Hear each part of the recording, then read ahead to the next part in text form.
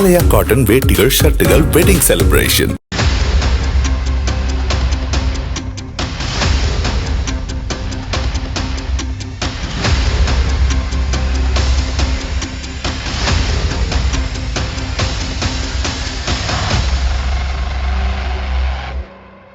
அமெரிக்காவில் மட்டுமல்ல, உலகளவில் பெரும் பரபரப்பாக பேசப்படுவது டிரம்பின் நண்பர் சார்லி கிரிக் பட்ட பகலில் சுட்டுக் கொல்லப்பட்டதுதான்.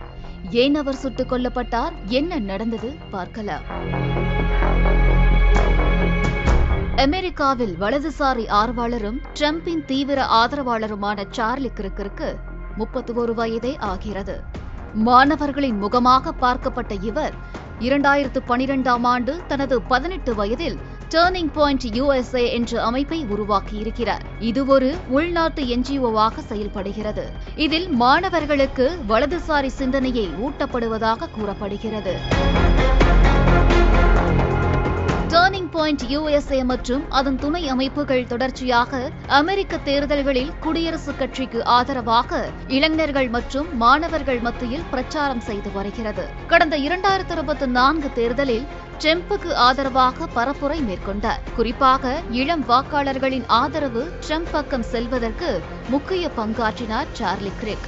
நாடு முழுவதும் பல்கலைக்கழகங்களில் திறந்தவெளி விவாதங்களை நடத்தினார். இதனால் இவரது வீடியோக்கள் சமூக வலைதளங்களில் பரவலாக பகிரப்பட்டு வைரலாகியது.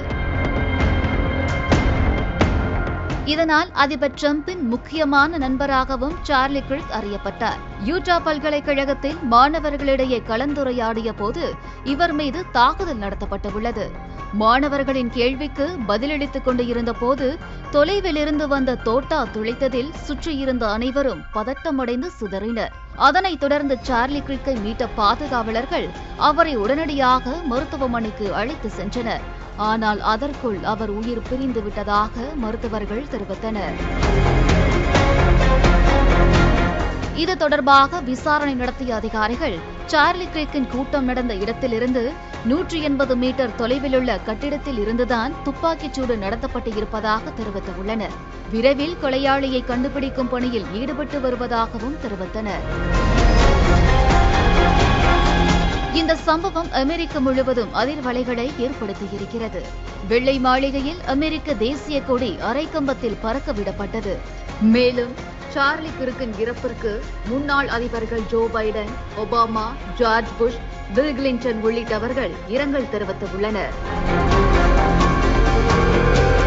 தனது நண்பர் மரணம் குறித்து மனம் வருந்திய அதிபர் டிரம்ப் ட்ரூத் வலைதள பக்கத்தில் பதிவிட்டிருக்கிறார். அதில் அமெரிக்க இளைஞர்களின் இதயத்தை சார்லியை விட வேறு யாரும் நன்றாக புரிந்து கொள்ளவில்லை.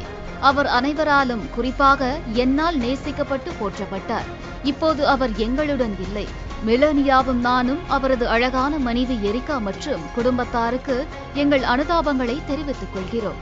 நாங்கள் உன்னை நேசிக்கிறோம் சார்லி என்று பதிவிட்டுள்ளார். அதிபர் தேர்தலின் பிரச்சாரத்தின் போது டிரம்ப் மீது 2 முறை துப்பாக்கிச்சூடு சம்பவம் நடைபெற்றது. அதிலிருந்து டிரம்ப் உயிர் தப்பியது குறிப்பிடத்தக்கது. ஆலயா காட்டன் வேட்டிகள் ஷர்ட்டுகள் வெட்டிங் செலிப்ரேஷன். பிளே ஸ்டோர் மற்றும் ஆப் ஸ்டோரில் இருந்து பாலிமர் செயலியை QR கோடு மூலம் பதிவிறக்கம் செய்யுங்கள். செய்திகளை உடனுக்குடன் பெறுங்கள்.